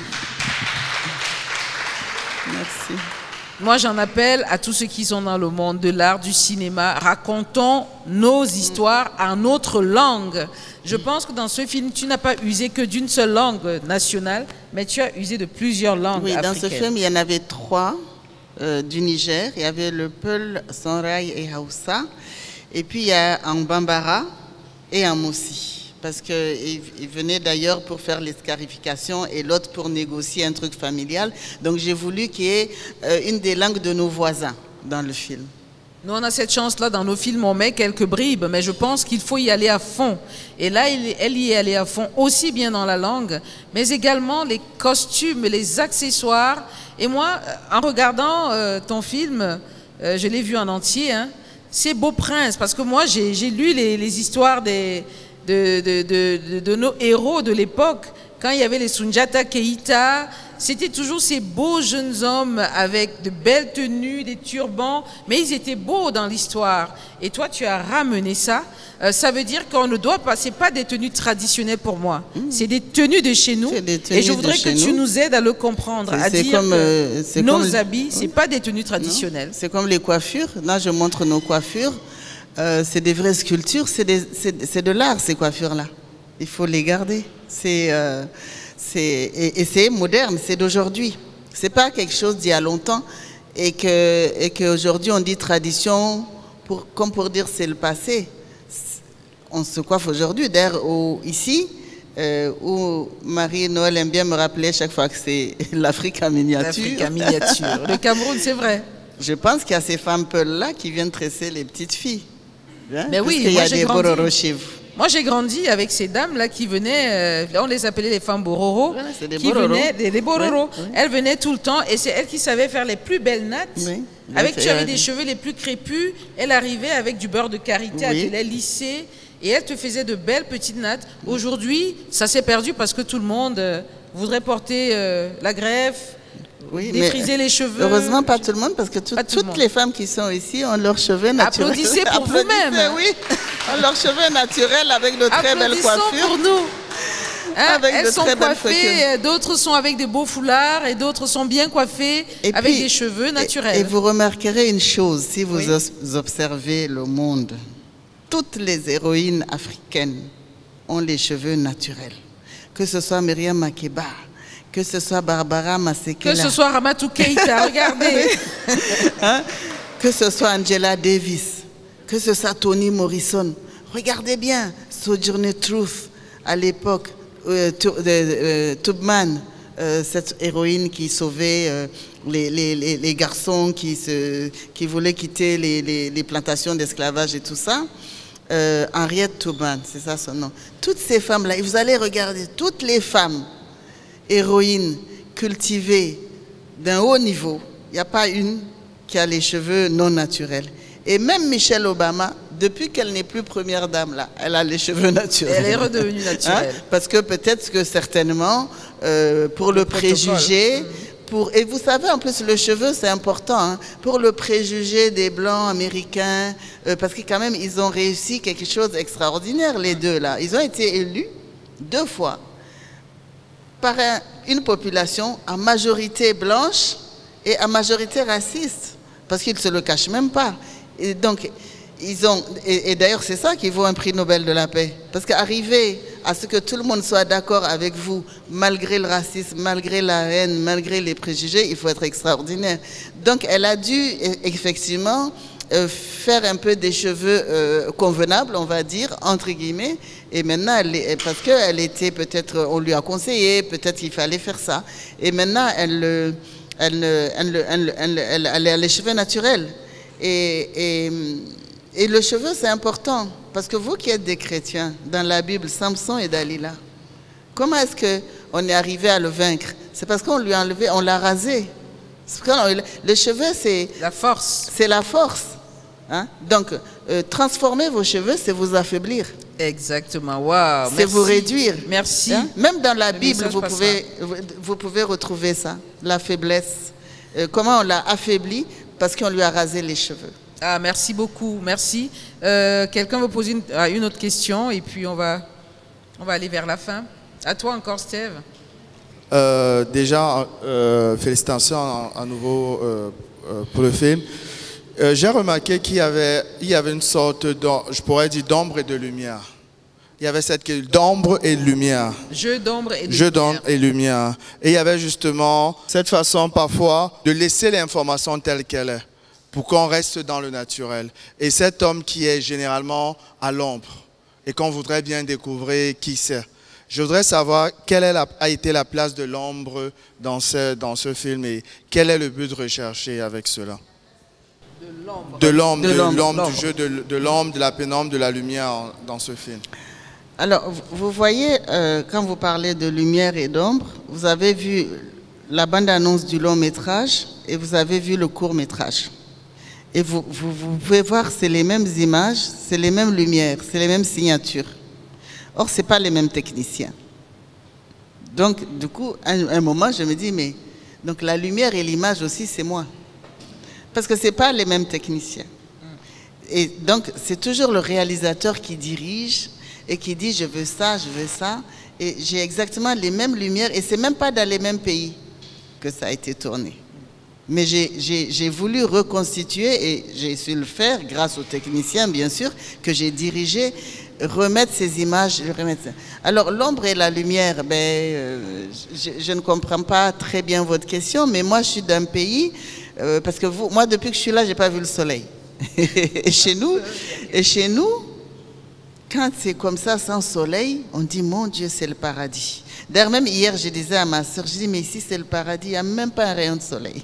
Parce que nous, on n'a que le soleil toute l'année, et tout ce qu'on cherche, c'est de l'ombre. Donc, on a beaucoup de lumière. Même notre architecture ancienne, par exemple, et dont nos architectes devraient s'inspirer aujourd'hui, nos maisons sont construites de façon à ce que les rayons de soleil ne tombent pas dans la maison. C'est construit de façon à ce que le soleil ne vienne pas chauffer les maisons. Et les maisons sont toujours fermées pour garder de la fraîcheur. Parce que nous, on fuit la lumière et la chaleur du soleil puisqu'on en a tout le temps. Et ceux qui n'en ont pas cherchent la lumière. Donc chez nous, il y a vraiment tout un jeu d'ombre et de lumière dans la journée qui est rythmé par la prière du muezzin, l'appel du muezzin. Il y en a 5 par jour. Et ces 5 par jour nous situent par rapport à la lumière aussi de la journée. Parce que quand c'est le petit matin, comme dans Al-Lessi, le film qu'on a vu pour le Ciné-Club, que je l'ai fait sur une journée, pour montrer justement toutes les palettes de lumière de mon pays. Et très tôt le matin, la lumière est bleutée, un peu laiteuse. Et puis ça évolue comme ça. Midi, ça devient un blanc blafard.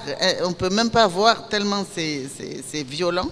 Et puis après, ça s'atténue vers l'après-midi. Ça apporte des lumières un peu orangées. Après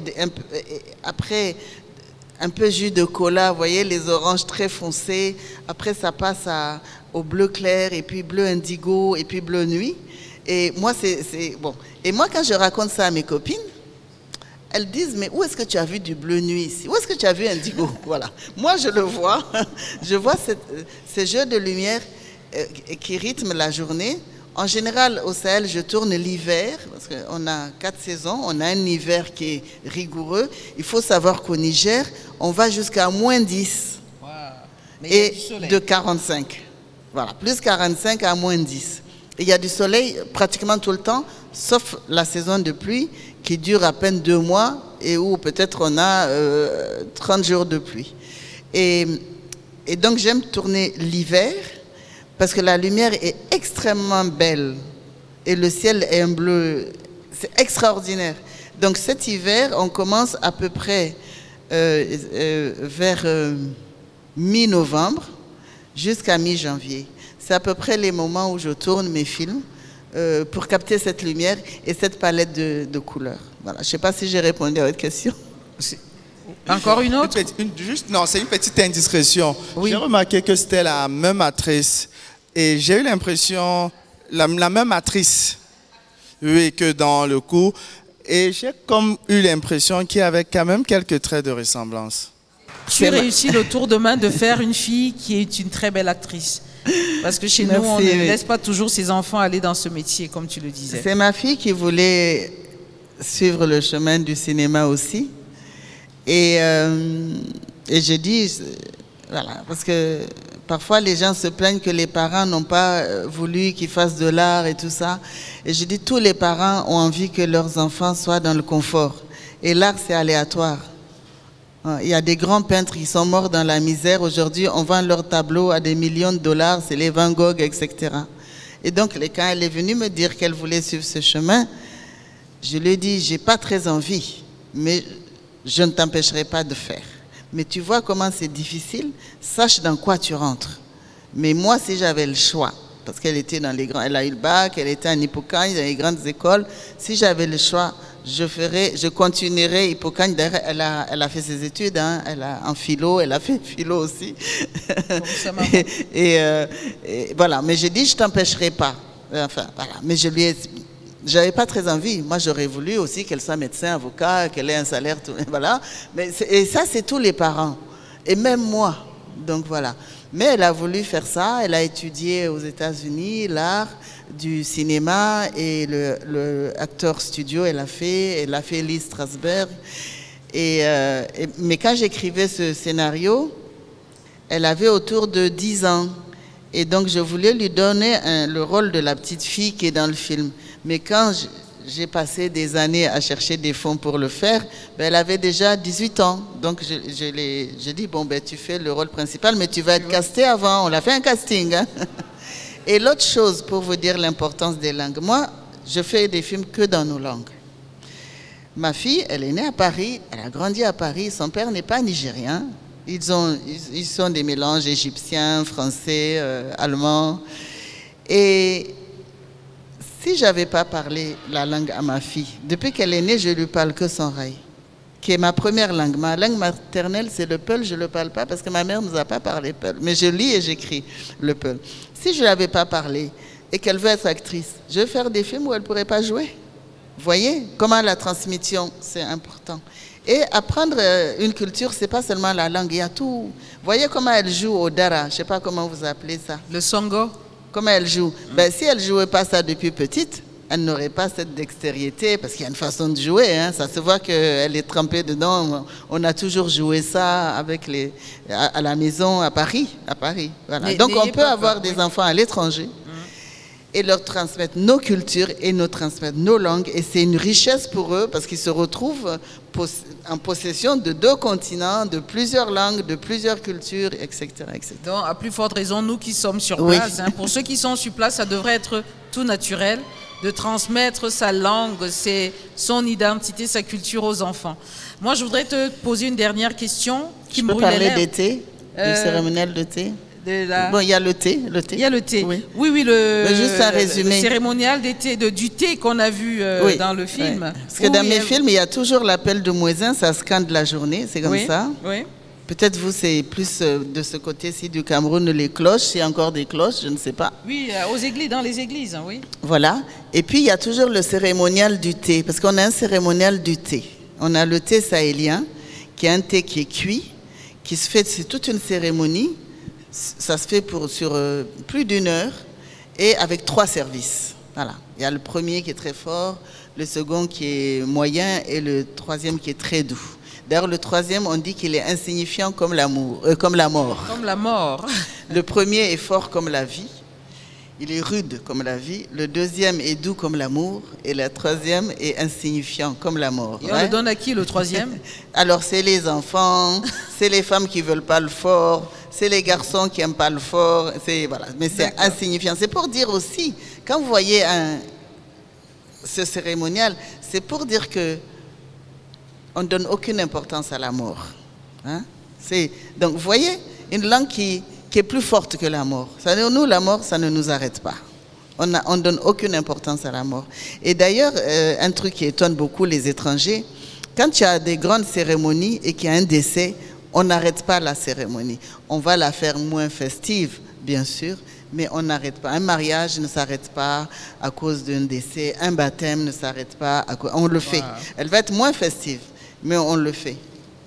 Et comment tu fais pour arriver aux Oscars?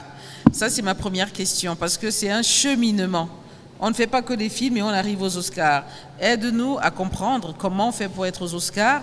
Mais après, tu me dis, est-ce que c'est l'une des raisons pour lesquelles tu as réussi à faire que ton pays crée le Centre national de la cinématographie au Niger? Ah, non, ça c'est bien avant l'histoire de Zinaria. Ah oui? C'est avec Alessi.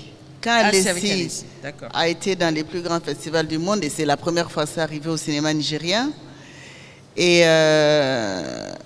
qu'on sortait d'une longue période de léthargie de notre cinéma, parce qu'on a eu les années de gloire du cinéma nigérien dans les années 60, 70 jusqu'à début 80.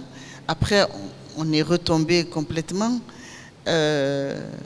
Donc quand ce film arrive, je suis reçue par les autorités, je suis reçue par le chef de l'État du Niger qui me félicite et voilà, avec qui on discute et qui me demande qu'est-ce qu'on peut faire pour réveiller notre cinéma. Bon, il me dit aussi, j'entends partout, tu es là avec les Blancs en train de dire que on n'a pas de culture, tu dis qu'on ne fait rien pour la culture, pour le cinéma. C'était le président Tanja qui est décédé aujourd'hui, paix à son âme. Et alors, il me sort tout ça, il me dit, Ramatu, maintenant, moi, je suis fatiguée. Je veux savoir, qu'est-ce que tu veux? Qu'est-ce que tu veux? Je lui dis, Monsieur le Président, je pense qu'on pourrait commencer par créer un centre national de cinéma pour poser déjà les bases d'une industrie de cinéma renaissante. Et il y avait le ministre de la Culture, Monsieur Hadari, il y avait son conseiller à la communication, Monsieur Abdoulaye Diallo, et il a dit, bon, allez maintenant faire ce centre de cinéma. J'ai demandé aussi un fonds qu'il nous a donné une première année, et puis après, il n'a pas été content de la gestion, ça a été suspendu. Et c'est comme ça que je fais créer le Centre national du cinéma du Niger, et qui fait que, voilà, ici, il y a un cadre, parce que, bon, moi, j'arrivais à faire mes films quand même avec difficulté, mais bon, mais les autres n'auraient pas pu faire de films après ça. Hein. Donc, il fallait recréer ce cadre qui avait déjà existé. Et c'est comme ça qu'on a créé le Centre national de cinéma du Niger.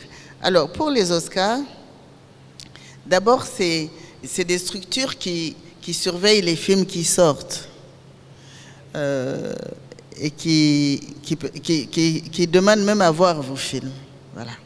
Et après, donc il y a l'inscription aux Oscars quand le pays arrive pour la première fois.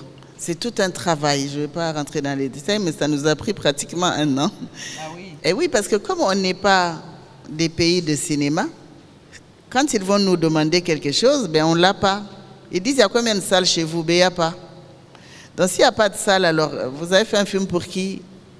Qui va le voir? Voilà. Donc c'est important qu'on ait des salles. Qu'on ait des salles. Donc, parce que pour être tenu aux Oscars, il faut que le film soit sorti dans une salle de cinéma pendant au moins 10 jours d'affilée et dans une salle payante. Or, s'il n'y a pas de salle, on fait comment? Donc, on improvise une salle parce que voilà, on trouve une salle, on fait de la publicité, donc ça coûte cher dans les journaux et tout. On édite des tickets, des gens qui payent, parce qu'il faut montrer la preuve que ça a été projeté, que les gens ont payé des tickets, il faut montrer des photos, il faut montrer les journaux qui ont fait une critique du film. On ne peut pas tricher, hein, il faut donner des noms aussi des gens de l'industrie de votre cinéma, même si l'industrie n'existe pas. Et c'est comme ça que j'ai voulu donner des noms des gens qui étaient actifs.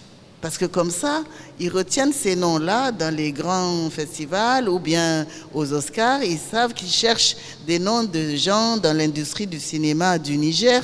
Il y a des noms que j'ai donnés, des gens qui étaient actifs à l'époque, parce que j'aurais pu donner des noms ou même d'anciens. Quand ils n'étaient pas actifs, je pense que ça ne pouvait pas leur servir.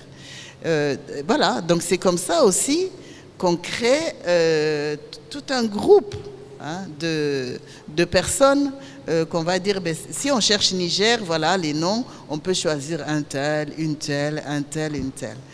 Voilà, c'est un peu comme ça. Et puis le film a été envoyé et on a bien coché toutes les cases et puis il a été retenu. En tout cas, bravo pour tout ce parcours.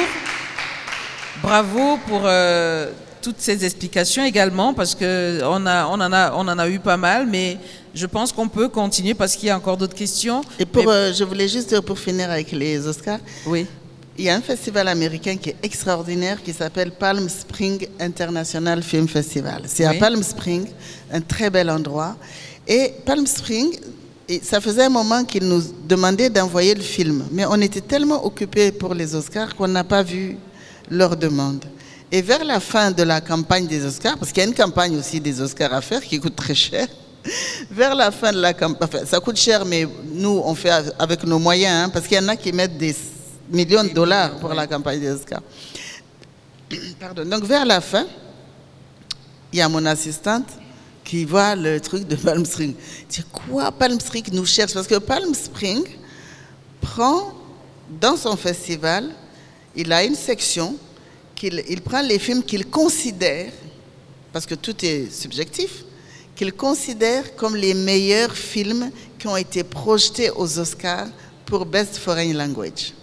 Et donc, on était retenus à Palm Springs, qui considérait que nous, on était parmi les meilleurs de la section Best Foreign. Mais on était fiers. Et vous y êtes allés? Et on est allé, c'est un festival extraordinaire. Et puis, c'est une très belle ville qui s'appelle Palm Springs, parce qu'il y a des palmiers partout. Et un jour, j'ai dit, mais c'est fou que vous avez tous ces palmiers élégants, très longs et tout. Il me dit, mais nous, nos palmiers ne sont pas comme ça. Nous, nos palmiers sont petits, trapus. Ces palmiers viennent de chez vous. J'ai dit, quoi? Ils sont venus déterrer des palmiers au Niger, en Égypte. Au Cameroun. Vous avez les longs aussi, tout fin? Oui, j'en ai. On en a de longs. Alors que nous... en miniature, je te répète. Hein. L'Afrique en miniature. Ils ont même l'Alaska. Vous avez même l'Alaska. Et donc... Vous vous rendez compte que nous, au Niger, on a arraché ces palmiers de nos villes, alors que d'autres sont venus les chercher pour aller les planter chez eux, qui font que leur ville est magnifique à cause de ces palmiers. Et qui s'appelle Palm Springs. Oui, qui s'appelle Nous, Palm on n'a pas Palm Springs, voilà. Alors qu'on a les palmiers. Et vous voyez comment est-ce qu'il faut vraiment prendre ce qu'on a, respecter ce qu'on a, enrichir ce qu'on a, parce que ces palmiers-là, nous, on en avait partout à Niamey, derrière le fleuve, là où j'ai fait les films, il y a encore certains, mais il y en a plein qui ont été arrachés, parce que nous aussi, on veut avoir des palmiers d'autres régions d'Afrique. Nous, on n'est pas de ces régions-là. Vous, votre végétation qui est magnifique, c'est une végétation qui pousse quand il n'y a certainement pas de soleil, quand il pleut beaucoup, et nous, on n'a pas ça. Et nos palmiers, voilà, sont magnifiques, ils sont à Palm Springs, voilà. Donc, il faut qu'on replante nos palmiers. Et qu'on s'aime, et qu'on promeuve ce que nous sommes. Donc, c'est respect, estime de soi dans nos narrations. Merci beaucoup, Ramatu. Merci pour ce beau moment. Et merci à vous d'être là. Le seul mot, c'est aimons-nous pour pouvoir transmettre ce que nous sommes à d'autres. Tell and be Africa. Aimons-nous, respectons-nous. Merci beaucoup. Tout raconter avec amour et respect. Merci, applaudissements pour nous-mêmes. Merci. Et je nous souhaite une très belle après-midi. Au revoir.